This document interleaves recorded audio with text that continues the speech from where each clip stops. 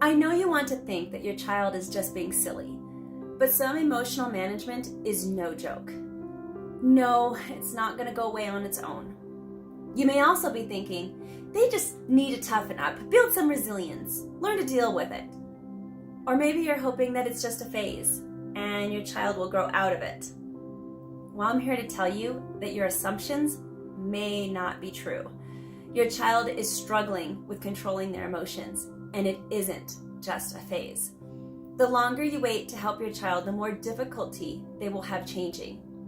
And then with time, your child will likely develop more and more fears, more anxieties. They may begin to withdraw, and socially, they can get ostracized and labeled. I'm pleading for them. Your child doesn't want to feel like this. They want help, but they don't know what to do or where to go. You do.